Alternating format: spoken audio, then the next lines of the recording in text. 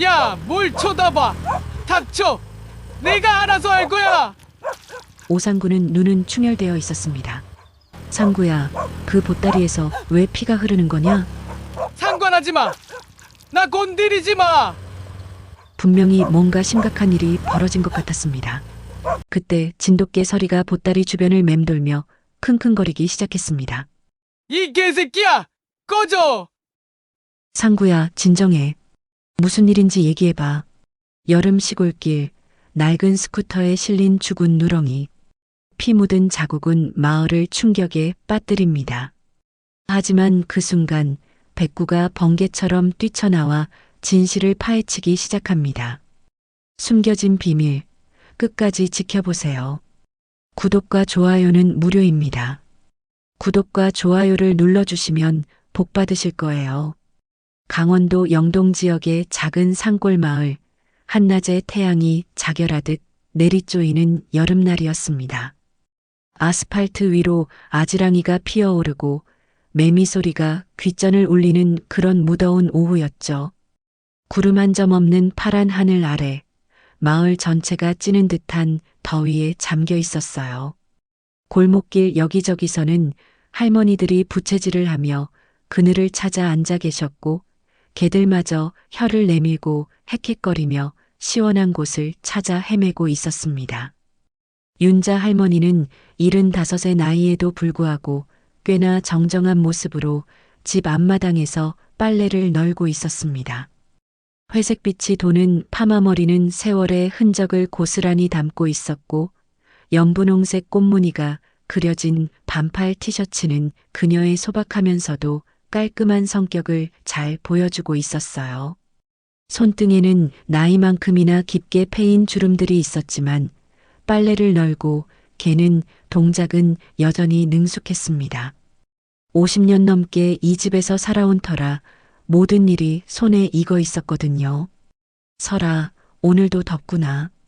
윤자가 옆에서 혀를 내밀고 헥헥거리는 크림색 진돗개를 향해 말했습니다. 설이는 윤자와 함께 산 지 벌써 3년째. 이제는 할머니의 그림자처럼 늘 곁을 지키는 든든한 동반자가 되어 있었죠. 설이의 똘망똘망한 눈빛에는 주인을 향한 깊은 애정이 가득했고 윤자가 어디를 가든 꼬리처럼 따라다니는 것이 일상이 되어 있었어요.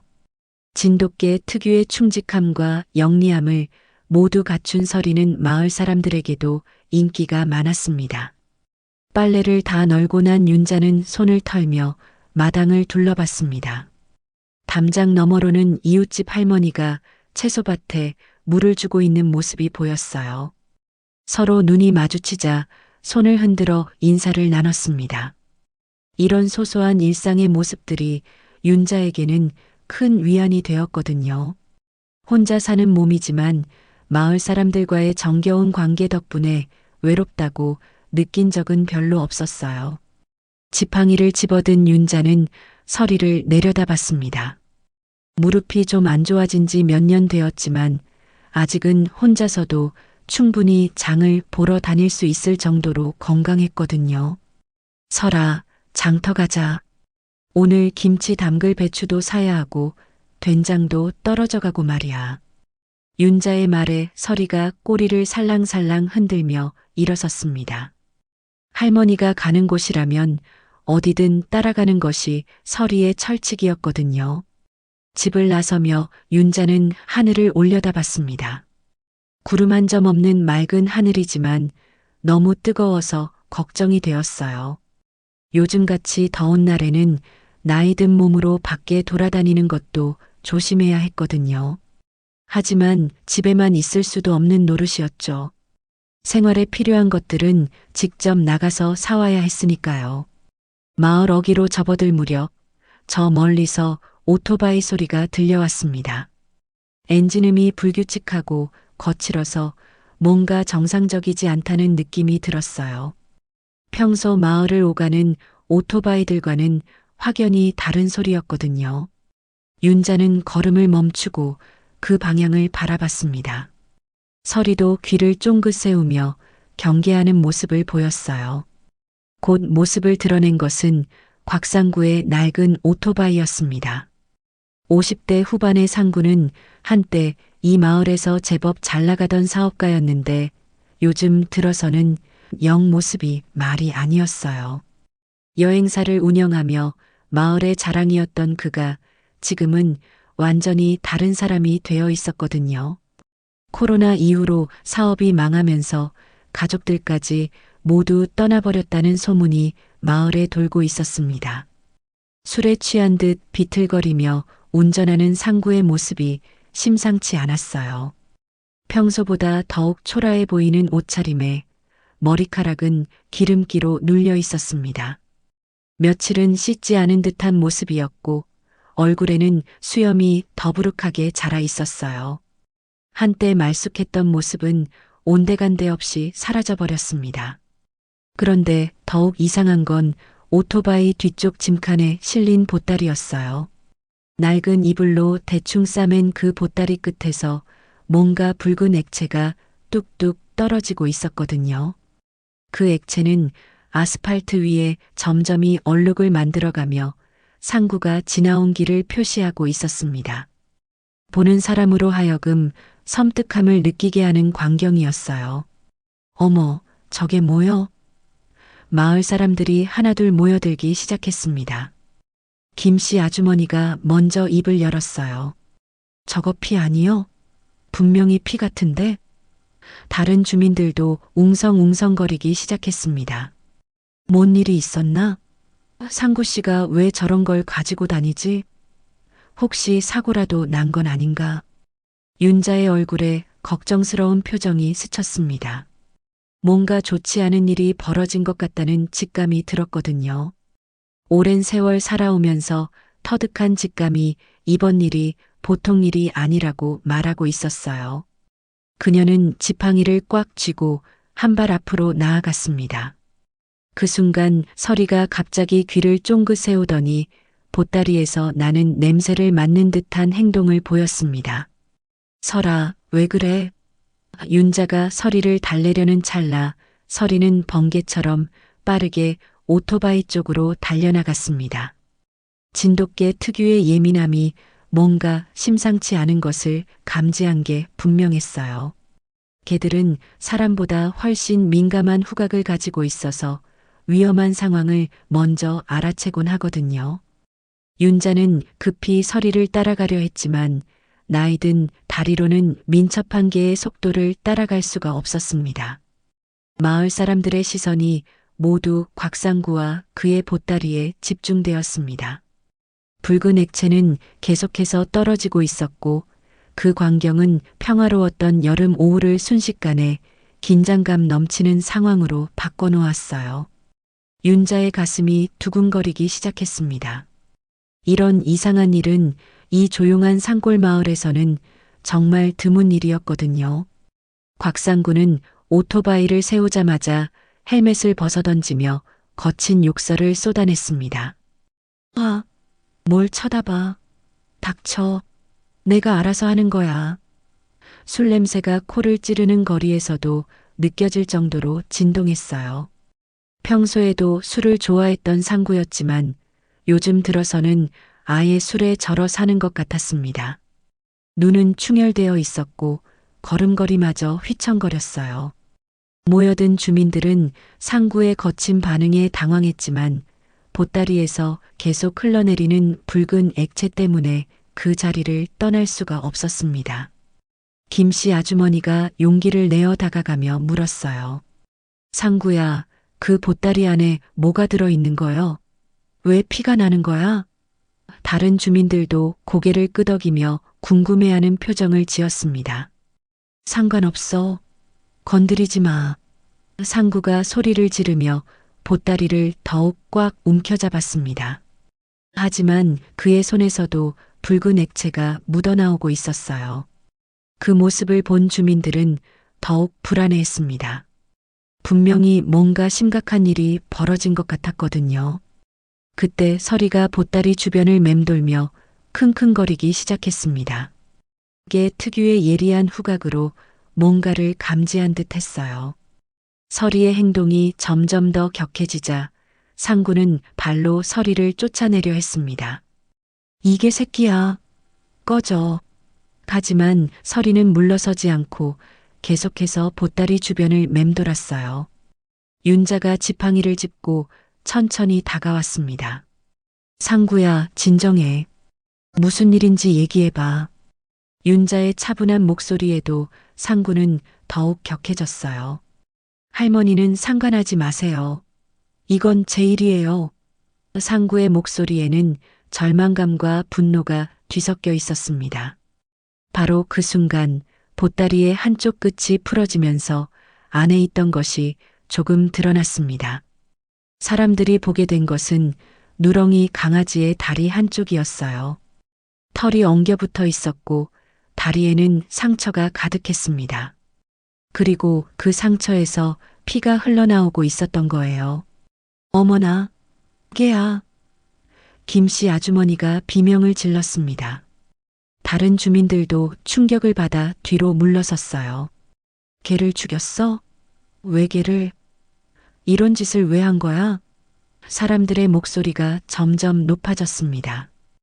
윤자의 얼굴이 창백해졌습니다. 개를 키우는 사람으로서 그런 모습을 보는 것은 정말 견딜 수 없는 일이었거든요. 상구야, 이게 무슨 짓이야? 왜 개를? 윤자의 목소리가 떨렸습니다. 서리는 윤자 곁으로 바짝 다가와서 몸을 떨고 있었어요. 같은 개로서 느끼는 공포감이 있었던 것 같았습니다. 상구는 보따리를 다시 단단히 감싸며 소리쳤습니다. 죽은 거 맞아요. 근데 그게 어쨌다고요. 내 개인데 내가 어떻게 하든 상관없잖아요.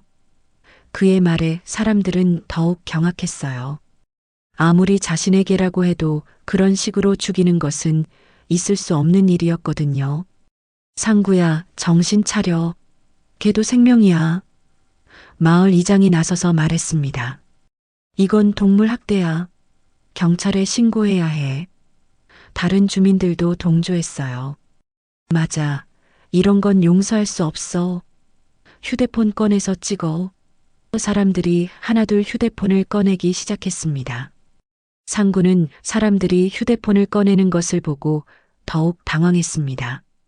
찍지 마. 찍지 말라고.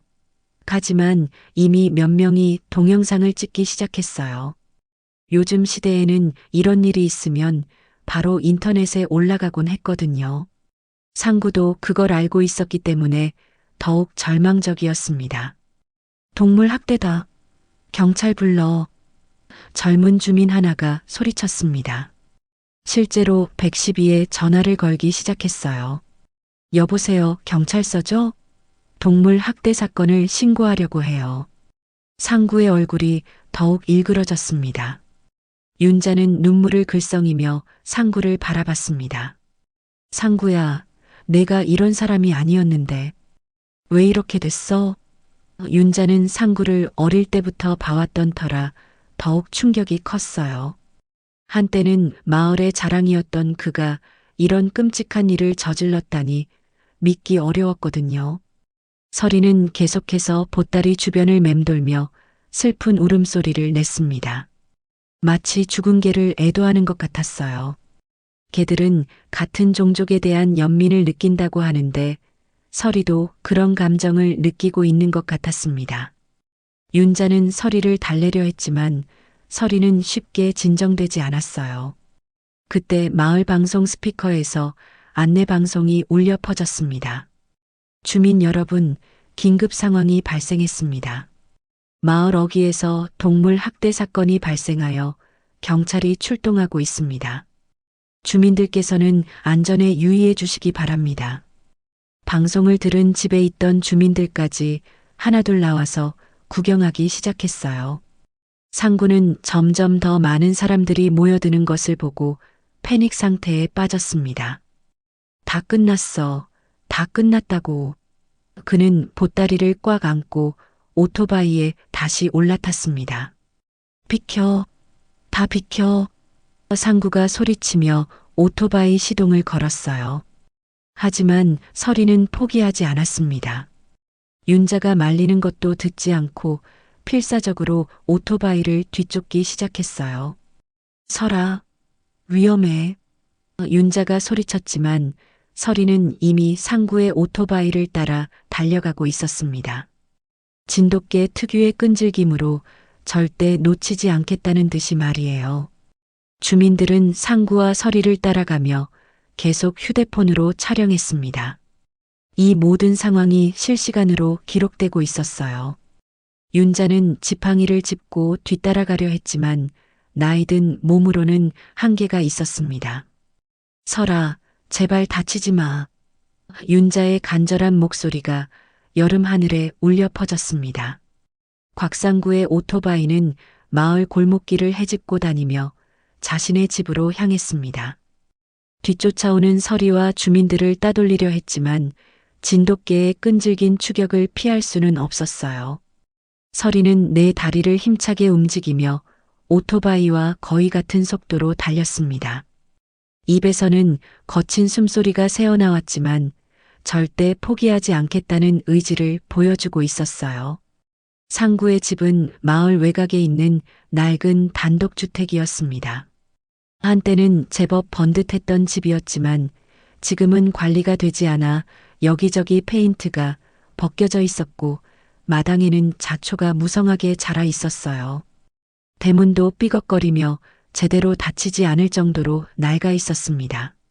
이 집이 한때 마을에서 가장 잘 사는 집 중 하나였다는 것이 믿어지지 않을 정도였어요.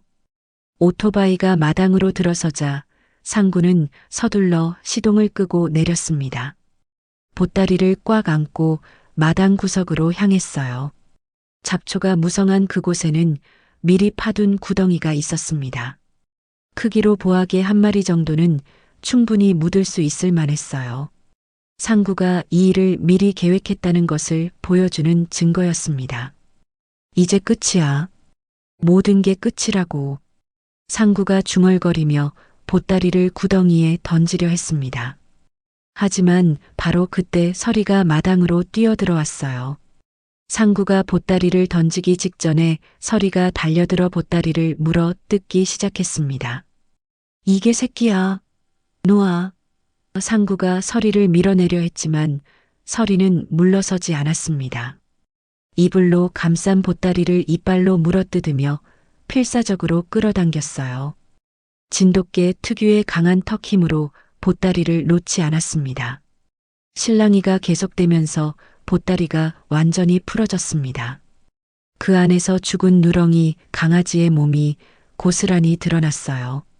다리와 배 부분에는 심각한 상처들이 있었고 그곳에서 피가 흘러나오고 있었습니다. 털은 피와 흙으로 엉겨붙어 있었고 눈은 이미 감겨 있었어요.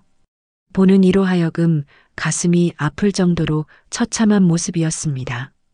그런데 놀라운 것은 죽은 강아지와 함께 다른 것들도 나왔다는 거예요. 서류 봉투에 들어있던 등기부 사본과 위임장들이 흙바닥에 흩어졌습니다. 피에 젖어 있긴 했지만 글씨는 여전히 읽을 수 있을 정도였어요. 상구가 개를 죽인 것뿐만 아니라 다른 일도 꾸미고 있었다는 증거였습니다. 뒤쫓아온 주민들이 하나둘 마당으로 들어왔습니다. 죽은 강아지를 보고 모두들 경악했어요. 어머나, 정말 개를 죽였구나. 이런 끔찍한 일이. 사람들의 탄식 소리가 마당에 울려 퍼졌습니다. 하지만 더 충격적인 것은 흩어진 서류들이었어요. 김씨 아주머니가 서류를 주워들며 읽어봤습니다. 이거 박만희 언니 이름으로 된 땅 문서 아니야? 박만희는 윤자의 오랜 친구였지만 작년에 세상을 떠난 분이었어요. 다른 주민들도 서류를 확인해 봤습니다. 이게 뭐야? 위임장도 있네. 이상하다. 박만희 언니는 작년에 돌아가셨는데? 윤자가 숨을 헐떡이며 마당으로 들어왔습니다. 나이든 몸으로 여기까지 따라오느라 많이 힘들었던 모습이었어요. 하지만 죽은 강아지와 흩어진 서류들을 보는 순간 얼굴이 굳어졌습니다. 이게 뭐야, 상구야? 윤자의 목소리에는 분노와 실망이 섞여 있었어요. 상구는 당황한 나머지 서류들을 급하게 주워 모으려 했습니다. 이건 아무것도 아니에요. 하지만 이미 주민들이 다 봐버린 상황이었어요. 게다가 휴대폰으로 촬영까지 하고 있었으니 숨길 수도 없었습니다. 박만이 언니 땅을 노린 거구나. 윤자가 상구를 향해 소리쳤습니다. 걔를 죽이고 남의 땅까지 탐냈구나. 윤자의 목소리에는 깊은 배신감이 묻어 있었어요. 박만이는 윤자의 평생 친구였거든요. 그 친구의 땅을 노렸다는 것은 용서할 수 없는 일이었습니다. 주민들의 시선이 더욱 싸늘해졌습니다. 동물 학대도 모자라서 죽은 사람 땅까지? 이런 파렴치한 일이 어디 있어? 완전히 사람이 아니야. 사람들의 비난이 쏟아졌습니다. 상구는 그 비난을 감당할 수가 없었어요. 서리는 여전히 죽은 강아지 옆에서 슬픈 울음소리를 내고 있었습니다. 같은 개로서 느끼는 슬픔과 분노가 있는 것 같았어요. 윤자가 서리 곁에 다가가서 등을 쓰다듬어 줬습니다. 설아, 괜찮아. 이제 진실이 밝혀졌으니까. 하지만 서리의 울음소리는 쉽게 멈춰지지 않았어요. 상구는 헬멧을 벗고 머리를 감쌌습니다. 그리고 하늘을 향해 괴성을 질렀어요. 아, 내가 나쁘냐? 세상이 날 이렇게 만들었지. 그의 목소리에는 절망과 분노, 그리고 자기 합리화가 뒤섞여 있었습니다. 다 망했어. 다 끝났다고. 윤자가 지팡이를 들며 상구에게 다가갔습니다. 상구야, 세상 탓하지 마. 내가 선택한 거야. 걔를 죽인 것도 남의 땅을 탐낸 것도 다 내 선택이었어. 윤자의 목소리는 단호했습니다. 가난한 게 죄가 아니야. 하지만 생명을 해치고 남의 것을 빼앗으려 한 건 분명한 죄야. 주민들은 계속해서 상구를 비난했습니다. 변명하지 마. 경찰 왔으면 다 털어놓아. 이런 사람이 우리 마을에 살고 있었다니. 상구는 모든 시선을 감당할 수 없어서 집 안으로 도망가려 했습니다. 하지만 서리가 그를 막아섰습니다. 으르렁거리며 상구의 앞을 가로막았어요. 마치 죽은 강아지를 위해 복수하겠다는 듯이 말입니다. 상구는 서리를 피해 다른 쪽으로 가려 했지만 주민들이 사방을 둘러싸고 있어서 어디로도 갈 수 없었어요. 다 끝났어. 내 인생도 모든 것도. 상구가 다시 한번 괴성을 질렀습니다. 그리고 예상치 못한 행동을 했어요. 집 안으로 뛰어들어가면서 뭔가를 꺼내기 시작했습니다. 주민들은 그의 행동이 심상치 않다는 것을 직감했어요. 윤자는 불안한 마음으로 상구가 들어간 집을 바라봤습니다. 설아, 이리 와. 서리를 자신 곁으로 불렀지만 서리는 여전히 집 입구를 지키고 서 있었어요. 마치 상구가 다시 도망가지 못하도록 감시하는 것 같았습니다. 화면이 서서히 흐릿해지며 과거로 돌아갑니다. 때는 2019년 코로나가 세상을 뒤흔들기 전이었어요. 마을 입구에는 강원 투어 엘리조트라는 번쩍이는 간판이 걸려 있었고 그 아래로 곽상구가 말끔한 정장 차림으로 손님들을 맞이하고 있었습니다. 당시 40대 중반이었던 상구는 자신감 넘치는 표정으로 관광버스에서 내리는 단체 관광객들에게 인사를 건넸어요. 어서 오세요. 강원 투어 엘리조트에서 준비한 최고의 여행 코스로 안내해 드리겠습니다. 상구의 목소리는 활기차고 당당했습니다. 그는 이 지역에서 가장 성공한 사업가 중 하나였거든요. 여행사 운영뿐만 아니라 리조트 투자 사업까지 손을 뻗어 상당한 수익을 올리고 있었어요. 마을 사람들은 모두 상구를 부러워했고 그를 마을의 자랑으로 여겼습니다. 상구의 집은 그 시절 마을에서 가장 큰 집 중 하나였어요. 잘 가꿔진 정원에는 계절마다 다른 꽃들이 피어났고 집 앞에는 고급 승용차가 2대나 세워져 있었습니다. 안채에서는 상구의 아내가 아이들과 함께 웃음소리를 내며 살고 있었어요. 중학생이던 아들과 초등학생이던 딸은 아버지를 자랑스러워했고 친구들에게 우리 아빠는 여행사 사장이야라고 말하곤 했습니다. 그 시절 상구는 마을 발전에도 적극적이었어요. 마을회관 보수공사에 목돈을 기부했고 어려운 이웃들을 도와주기도 했습니다. 윤자도 상구로부터 도움을 받은 적이 있었어요.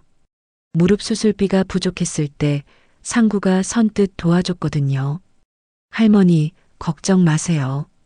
우리가 이웃끼리 도와가며 살아야죠. 그때의 상구는 정말 따뜻한 사람이었습니다. 여행사 사무실은 항상 분주했어요. 직원들이 전화를 받으며 예약을 받고 여행 일정을 짜고 숙박업체와 연락을 주고받았습니다. 상구는 직원들에게도 후한 편이었어요. 명절 때마다 보너스를 챙겨주고 회식도 자주 가졌습니다. 우리가 함께 성공해야 의미가 있어요. 직원들이 행복해야 손님들도 만족하거든요.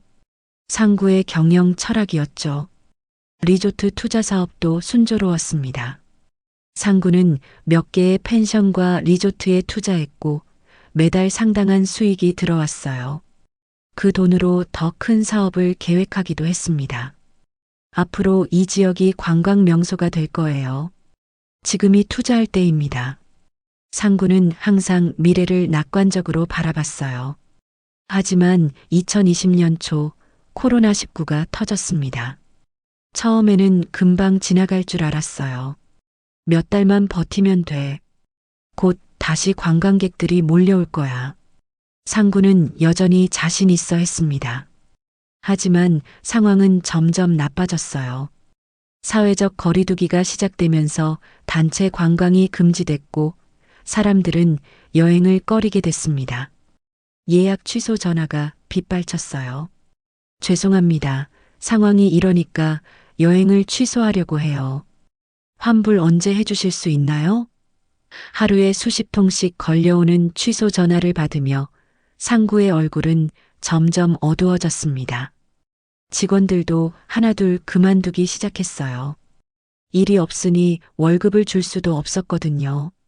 리조트 투자도 모두 물거품이 됐습니다.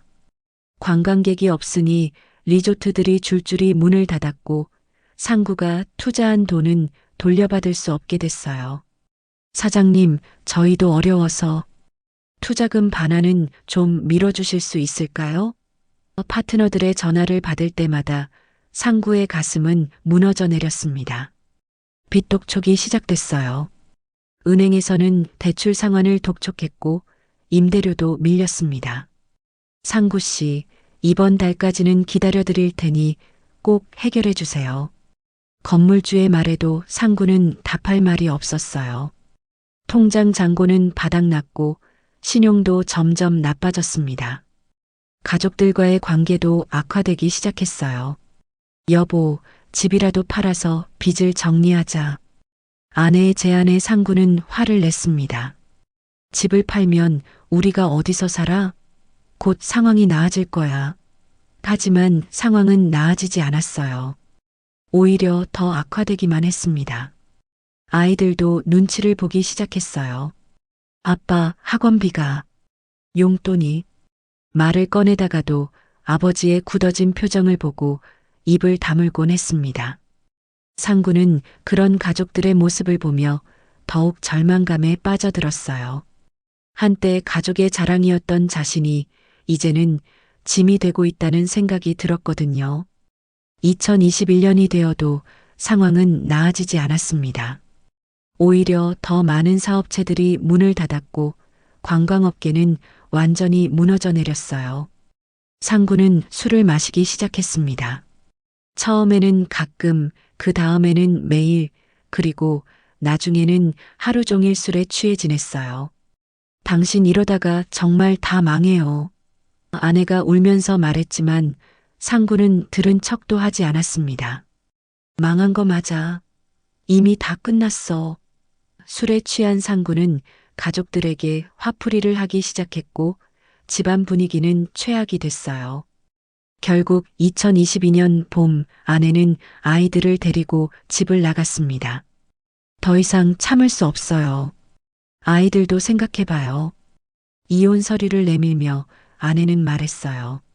상구는 그제야 정신이 번쩍 들었지만 이미 늦었습니다. 가족들은 서울로 가버렸고 상구 혼자만 빈 집에 남겨졌어요. 그때부터 상구는 완전히 망가지기 시작했습니다. 사업도 접고 직원들도 모두 보내고 사무실도 정리했어요. 남은 건 빈 집과 술 그리고 마당에서 키우던 누렁이 2마리뿐이었습니다. 너희라도 내 곁에 있어줘. 상구는 개들에게 의지하려 했지만 술에 취한 채로는 제대로 돌볼 수가 없었어요. 개들은 점점 야위어 갔습니다. 밥도 제때 주지 못했고 아플 때도 병원에 데려가지 못했어요. 상구 자신도 하루하루 버티기가 힘들었거든요. 나도 죽겠는데 너희까지 어떻게 챙겨? 상구는 자포자기 상태에서 개들을 방치하기 시작했습니다. 시간이 지나면서 개 한 마리가 병에 걸렸어요. 설사와 구토를 했지만 상구는 신경 쓰지 않았습니다. 술에 취해 개를 발로 차기도 했고 짜증이 날 때는 막대기로 때리기도 했어요. 시끄러워. 닥쳐. 개는 점점 약해졌고 결국 죽고 말았습니다. 나도 너도 같이 끝장이야. 상구는 죽은 개를 보며 중얼거렸어요. 살아남은 개 한 마리마저 학대하기 시작했습니다. 자신의 절망감과 분노를 약한 생명에게 풀어내고 있었던 거죠. 그 개도 결국 상구의 학대와 방치 속에서 서서히 죽어갔습니다. 현재로 돌아온 화면에는 절망에 빠진 상구가 집 안으로 뛰어들어가는 모습이 보였습니다. 마당에 모인 주민들은 불안한 표정으로 그의 행동을 지켜보고 있었어요. 윤자는 지팡이를 꽉 쥐고 서 있었고 서리는 여전히 집 입구를 지키며 으르렁거리고 있었습니다. 죽은 강아지 곁에는 핏빛 서류들이 흩어져 있었고 그 참혹한 광경을 본 주민들의 얼굴에는 분노와 혐오가 역력했어요. 상구가 집안에서 뭔가를 뒤지는 소리가 들려왔습니다. 서랍을 열고 닫는 소리, 뭔가를 끌어내는 소리, 그리고 유리가 깨지는 소리까지. 주민들은 점점 더 불안해졌어요. 뭘 하고 있는 거야? 설마 위험한 건 아니겠지? 사람들이 웅성거리기 시작했습니다. 그때 김씨 아주머니가 바닥에 흩어진 서류를 더 자세히 살펴봤어요. 어머, 이거 봐. 박만희 언니 인감증명서도 있네. 다른 주민들도 모여들어 서류를 확인했습니다. 이상해. 언니 돌아가신 지 벌써 1년이 넘었는데 왜 이런 서류가? 혹시 위조한 건 아닐까? 마을 이장이 서류를 꼼꼼히 살펴보더니 고개를 저었어요. 이거 분명히 가짜야. 박만희 씨 사후에 만들어진 서류들이 있어. 날짜를 봐. 언니 돌아가시고 나서 만들어진 거야. 주민들의 분노가 더욱 커졌습니다. 죽은 사람 이름으로 서류를 위조했다고? 이런 파렴치한 짓이 어디 있어? 윤자의 얼굴이 창백해졌습니다. 박만희는 그녀의 평생 친구였거든요. 어린 시절부터 함께 자라며 서로의 기쁨과 슬픔을 나눈 소중한 친구였어요. 만희 언니가 그렇게 아끼던 땅을. 윤자의 목소리가 떨렸습니다. 박만희는 생전에 그 땅을 무척 아꼈어요. 남편과 함께 농사를 지으며 평생을 바친 곳이었거든요.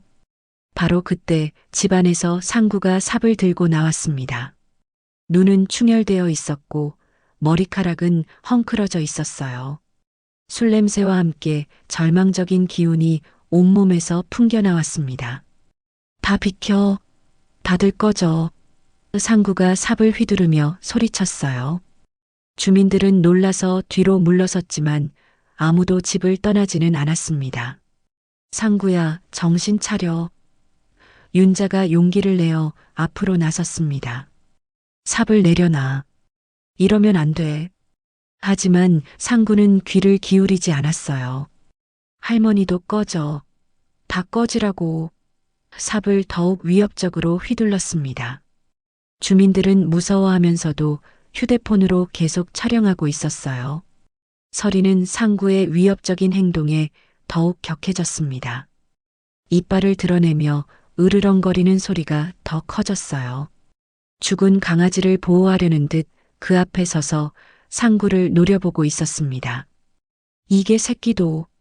상구가 서리를 향해 삽을 휘둘렀지만 서리는 재빨리 피했어요. 설아, 위험해. 윤자가 소리쳤지만 서리는 물러서지 않았습니다. 진돗개의 용기와 의리가 발휘되는 순간이었어요.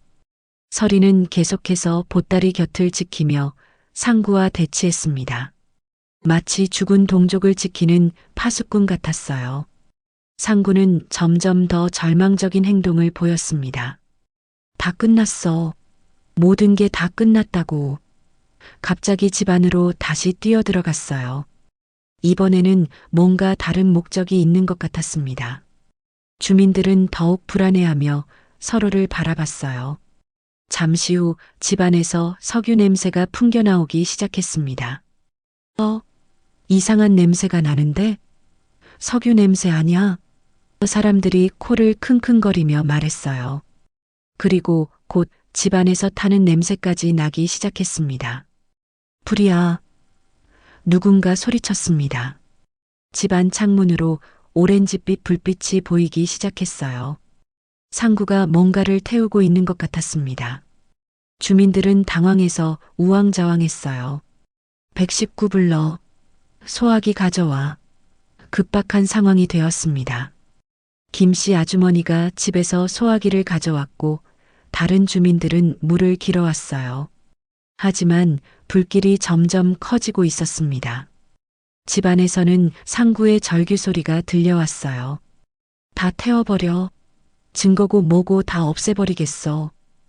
그는 완전히 이성을 잃은 상태였습니다. 창문 밖으로 불길이 치솟기 시작했어요. 집안 곳곳에서 연기가 피어올랐고 상구가 뛰쳐나왔습니다. 얼굴은 그을음으로 더러워져 있었고 옷에도 탄 자국이 있었어요. 다 태웠어. 이제 아무도 증거를 찾을 수 없어. 상구가 미친 듯이 웃었습니다. 미쳤구나.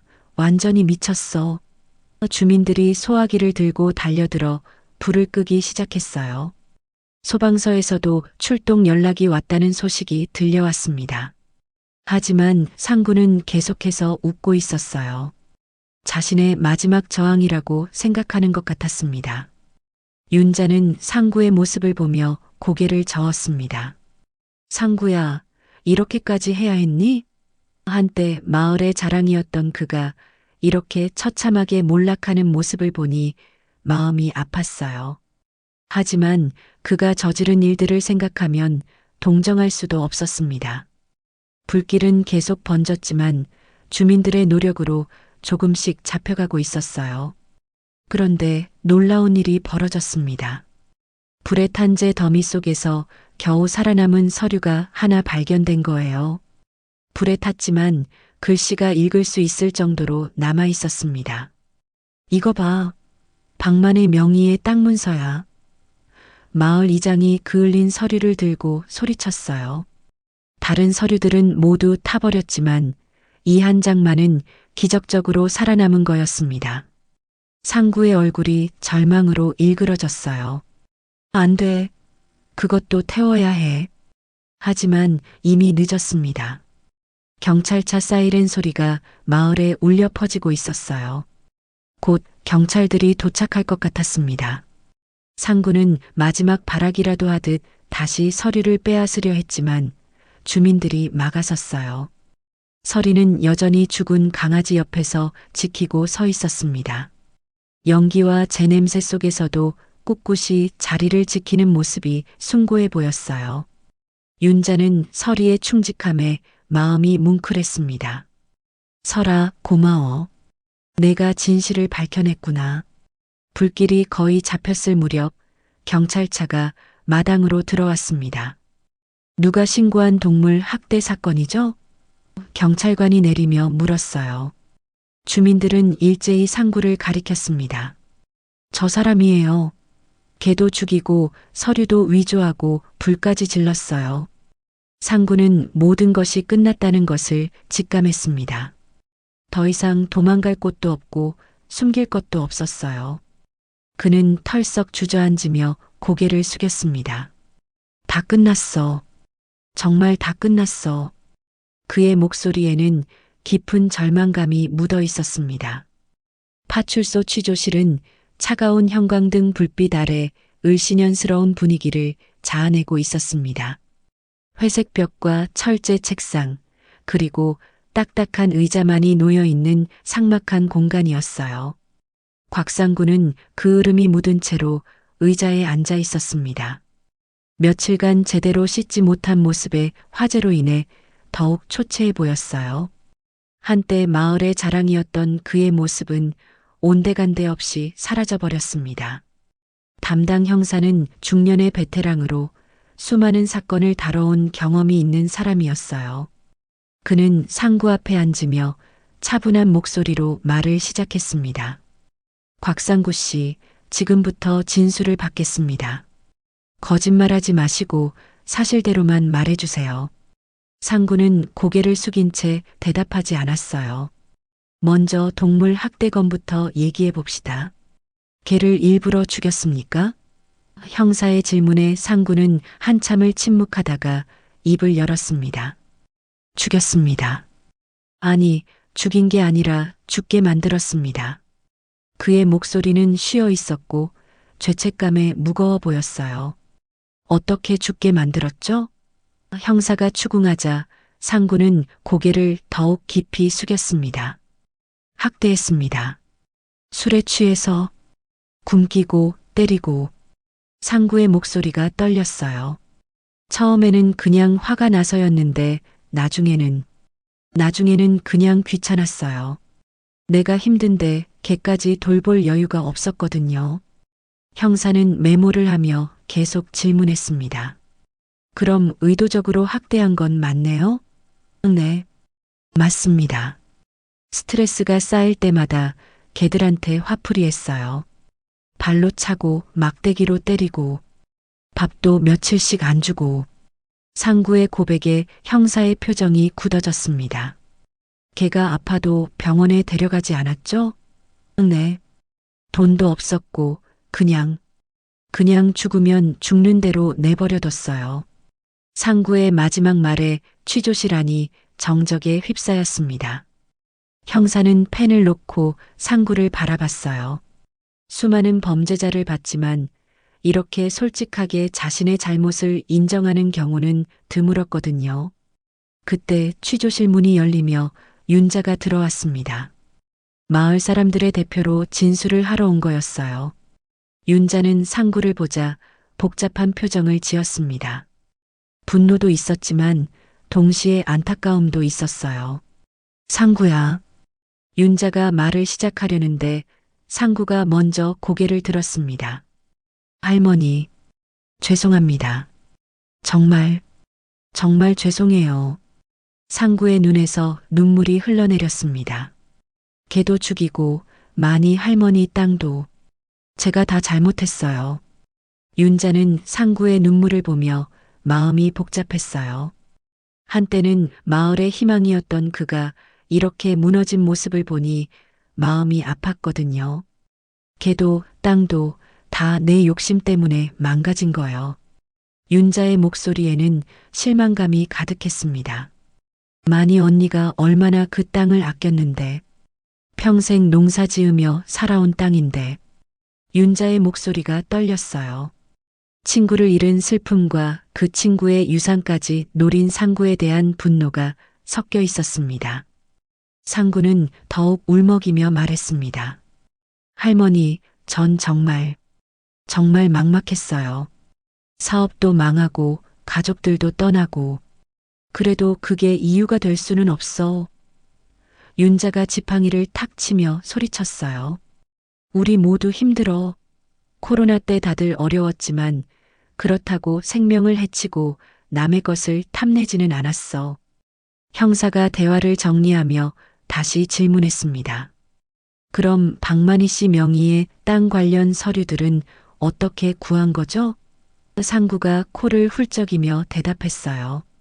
만희 할머니 장례식 때 집이 비어 있을 때 들어가서 가져왔어요.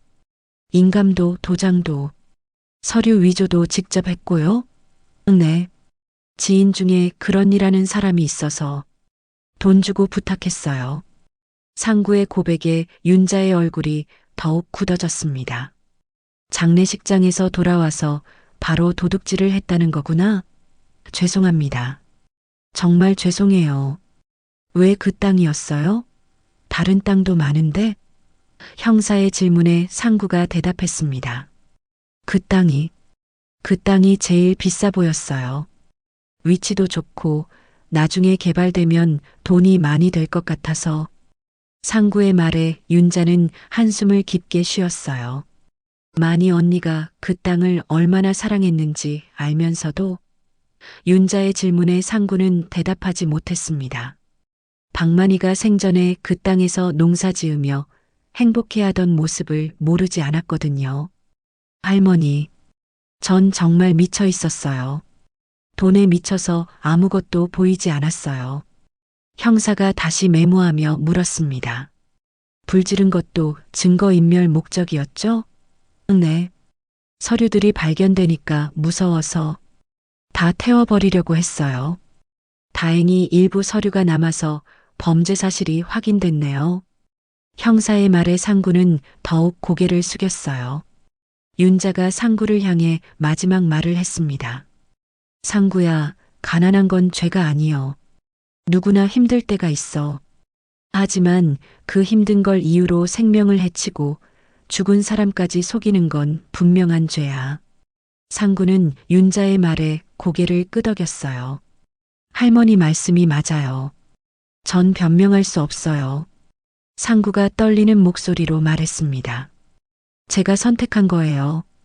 술 탓도 세상 탓도 할 수 없어요. 제가 잘못한 거예요. 그의 말에는 깊은 후회와 자책감이 담겨 있었습니다. 형사는 조서를 정리하며 말했습니다. 동물보호법 위반과 문서위조, 방화 등의 혐의로 기소될 예정입니다. 추가 수사가 필요하니 구치소에서 대기하시게 될 겁니다. 상구는 고개를 끄덕였어요. 네, 받아들이겠습니다.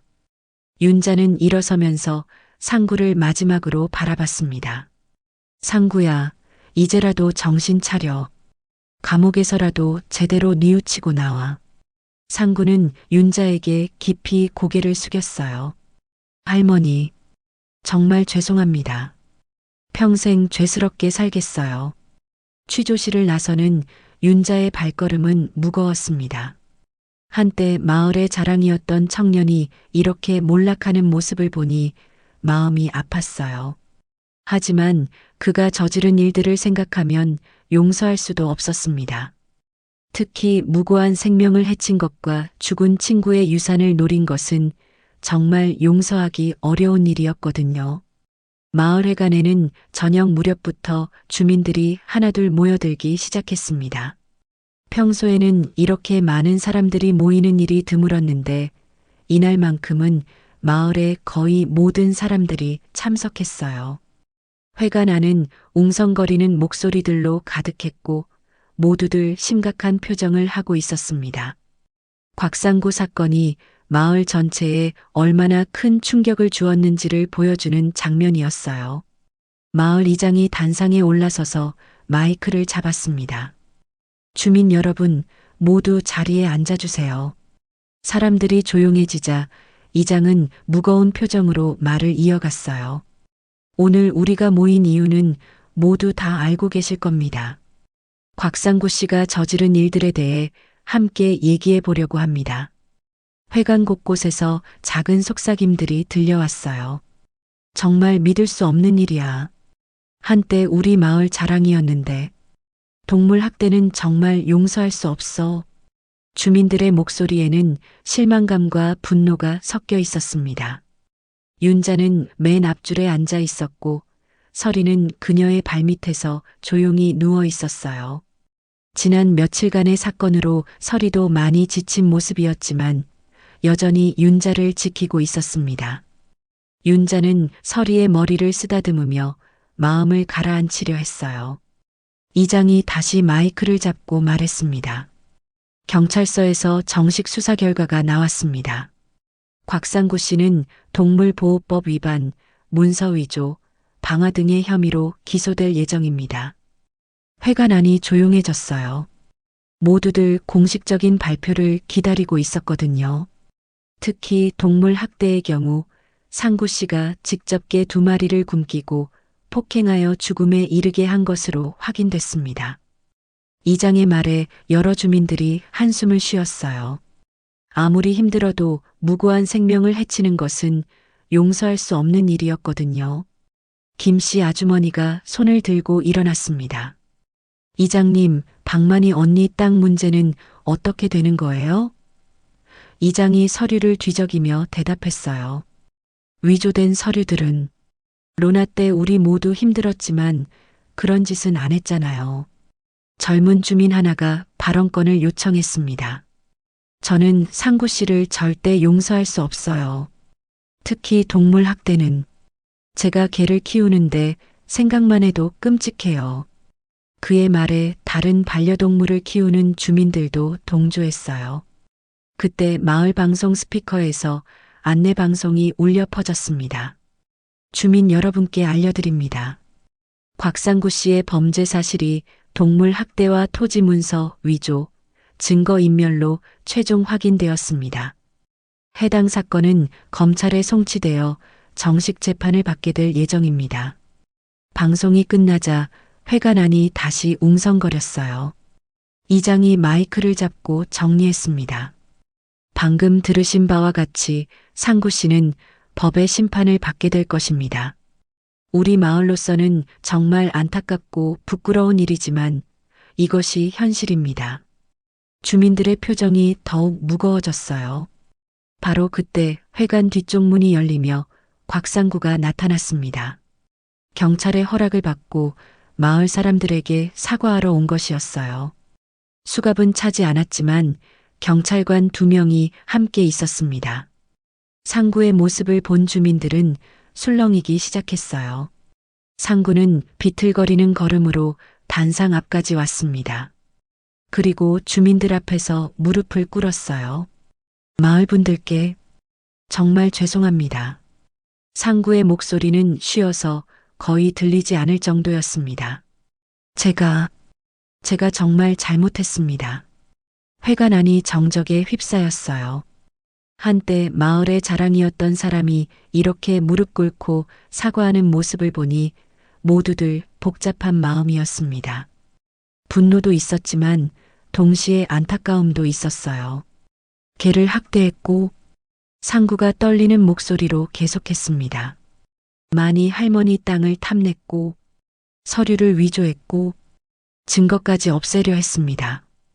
모든 게 다 제 잘못입니다. 눈물이 뺨을 타고 흘러내렸어요. 한 주민이 냉정하게 말했습니다.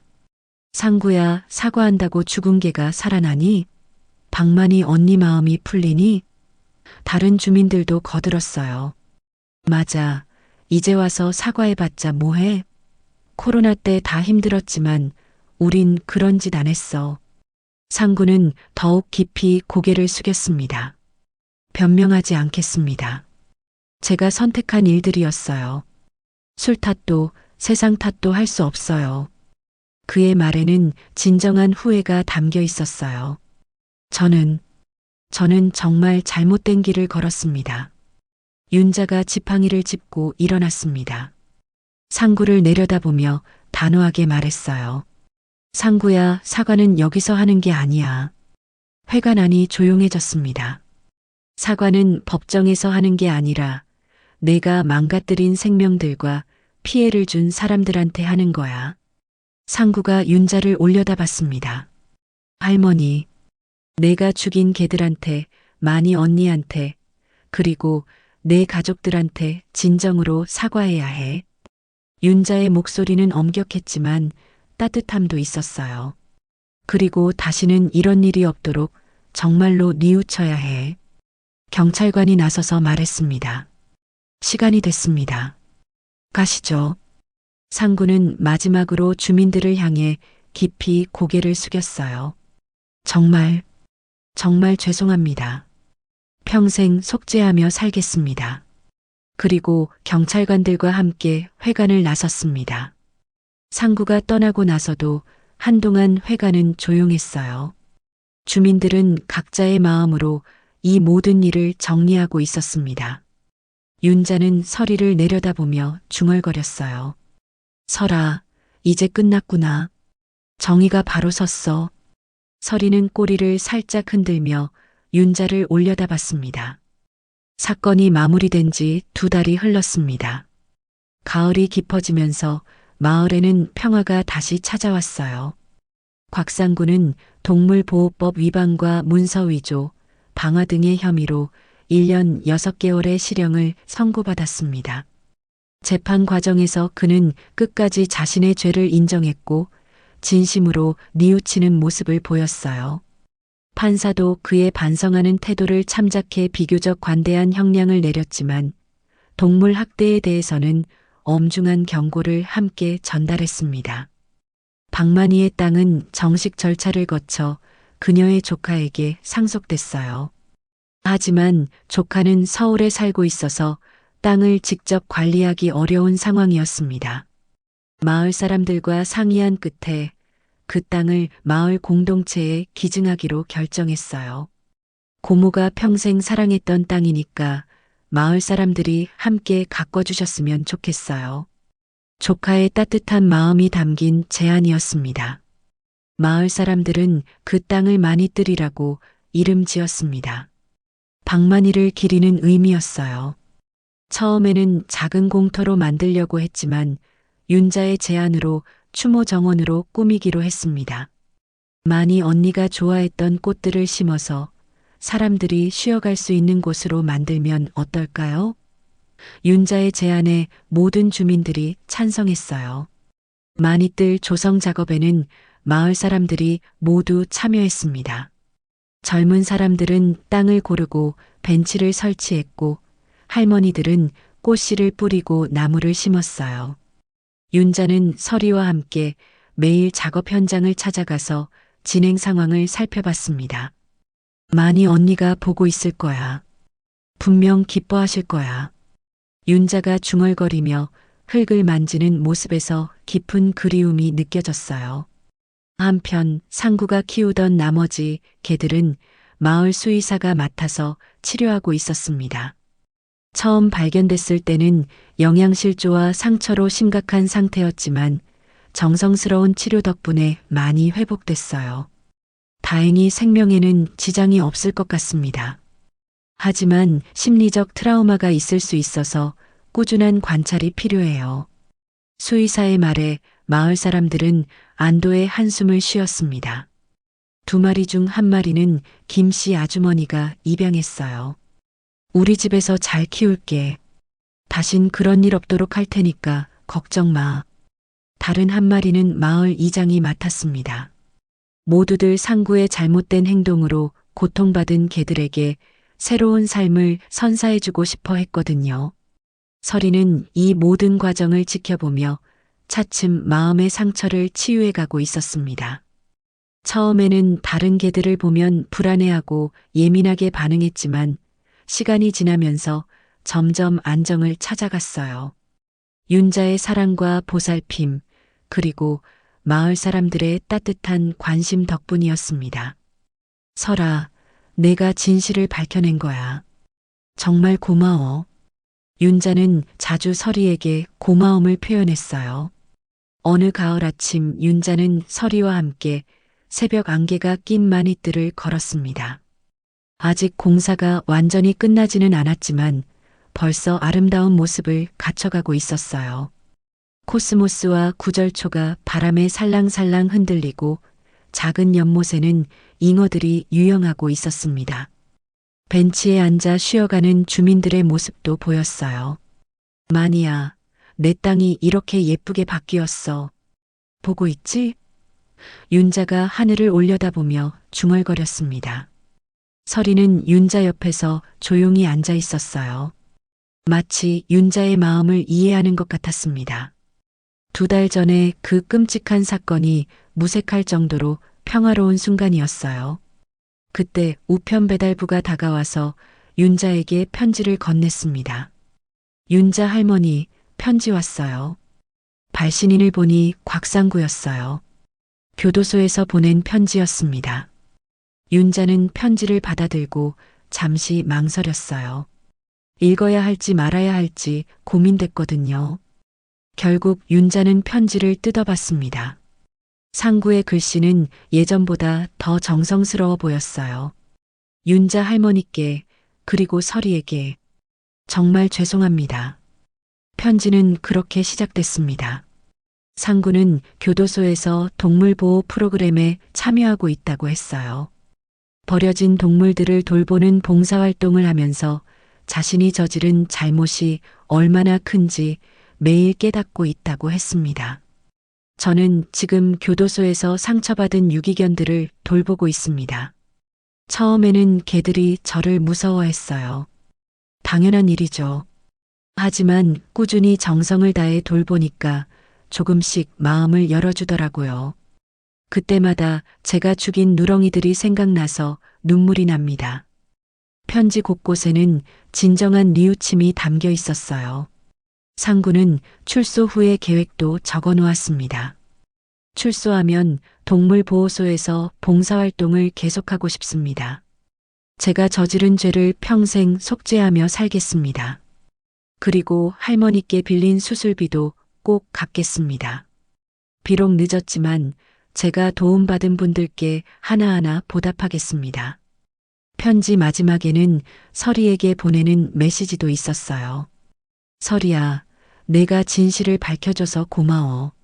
내가 아니었다면 저는 더 큰 죄를 지을 뻔했어. 미안하고 고마워. 윤자는 편지를 다 읽고 나서 깊은 한숨을 쉬었어요. 분노는 많이 사라졌지만 여전히 복잡한 마음이었습니다. 서리가 윤자의 무릎에 머리를 기댔습니다. 마치 할머니의 마음을 달래주려는 것 같았어요. 윤자는 서리의 머리를 쓰다듬으며 말했습니다. 설아, 사람이 참 복잡하구나. 착한 사람도 잘못된 길로 빠질 수 있고 나쁜 짓을 한 사람도 뉘우칠 수 있고. 서리는 윤자의 말을 듣고 있는 듯 가만히 있었어요. 해가 중천에 떴을 무렵 마을 방송 스피커에서 평화로운 안내 방송이 울려 퍼졌습니다. 주민 여러분, 오늘도 수고 많으셨습니다. 많이들 조성 작업이 거의 완료되어 가고 있습니다. 다음 주에는 준공식을 열 예정이니 많은 참여 바랍니다. 마을에 다시 찾아온 평화로운 일상의 소리였어요. 윤자는 서리와 함께 집으로 돌아가는 길에 생각에 잠겼습니다. 사람이든 짐승이든 목숨은 다 귀한겨. 그걸 잊으면 삶도 무너지는 거다. 2달 전 그 끔찍한 사건을 겪으면서 깨달은 진리였어요. 생명의 소중함과 서로에 대한 책임감, 그리고 진정한 뉘우침의 의미를 다시 한번 생각해 보게 됐습니다. 마니뜰에서는 코스모스가 바람에 흔들리며 춤을 추고 있었어요. 박만이가 평생 사랑했던 그 땅에서 이제는 마을 사람들이 함께 쉬고 소통하며 살아가고 있었습니다. 상구의 욕심으로 한때 더럽혀질 뻔했던 땅이 이제는 더욱 아름다운 공간으로 태어난 것이었어요. 해가 질 무렵 윤자는 마당에서 서리와 함께 앉아 있었습니다. 뜨겁던 여름이 지나고 선선한 가을이 찾아왔어요. 계절의 변화처럼 마을도 아픈 상처를 극복하고 새로운 모습으로 변해가고 있었습니다. 윤자는 서리의 등을 부드럽게 쓰다듬으며 중얼거렸어요. 설아, 우리가 함께해서 정의를 바로 세웠구나. 앞으로도 이런 일이 없기를 바라야겠어. 서리는 윤자의 손길에 눈을 감고 편안해하고 있었어요. 2달 전에 그 사건이 남긴 상처들이 서서히 아물어가고 있었습니다. 마을 곳곳에서는 일상의 소리들이 들려왔어요. 아이들의 웃음소리, 어른들의 대화소리, 그리고 저녁을 알리는 방송 소리까지 모든 것이 평화롭고 따뜻했습니다. 윤자와 설이도 그 평화로운 풍경의 일부가 되어 조용히 하루를 마무리하고 있었어요. 내일은 더 시원한 바람이 분다 하더라. 윤자가 하늘을 올려다보며 말했습니다. 뜨겁던 여름이 완전히 지나가고 이제는 정말로 시원한 가을바람이 불어올 것 같았어요. 마을에 다시 찾아온 평화와 함께 말이죠. 구독과 좋아요로 윤자 할머니와 설이 그리고 마을의 평화로운 일상을 응원해 주세요. 구독과 좋아요는 무료입니다.